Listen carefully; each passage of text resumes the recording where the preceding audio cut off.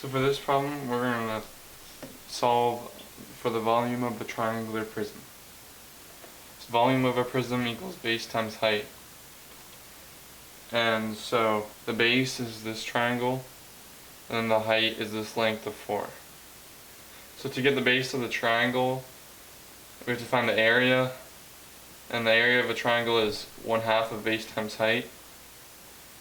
So then we're doing 1/2 times 8, the base, times 6, the height, which equals 24. So now that we have the base, we can plug in the equation. So volume equals base, which is 24, times 4, which is the height, and that equals 96 centimeters squared. So we're going to do another problem like the last one, and we're going to find the volume of a triangular prism again. So as we know from before, the volume of a prism is the area of the base times height. And then to get the area of the base, we need to find the area of the triangle, which is 1/2 times base times height. So that's 1/2 times 4, which is the base, and times 3, which is the height. And that equals 6. So now we can plug in the equation. So volume equals 6, which is the base, times 3, which is the height, and that equals 18 inches squared.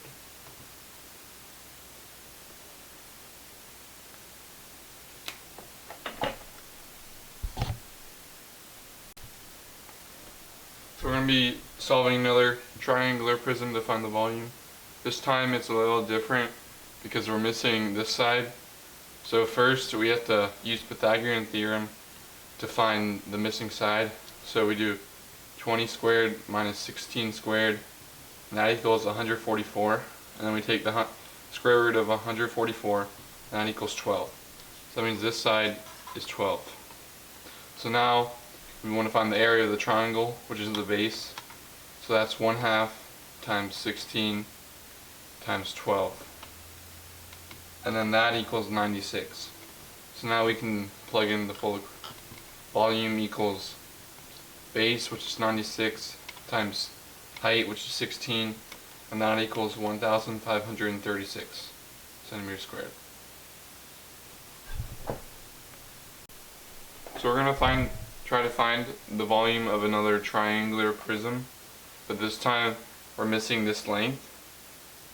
So we need to find this length by using Pythagorean theorem, which is a squared plus b squared equals c squared, or c squared minus b squared equals a squared.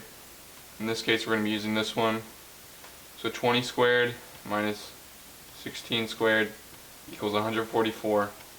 And we take the square root of 144, and that equals 12. So that means this length is 12. So now we can solve this equation. So 1/2 of base, which is 12, times height, which is 16, and then that equals 96. So now we can go and get the volume. So volume equals base, which is 96, times height, which is 10, and that comes out to equaling 96. And that's our final answer.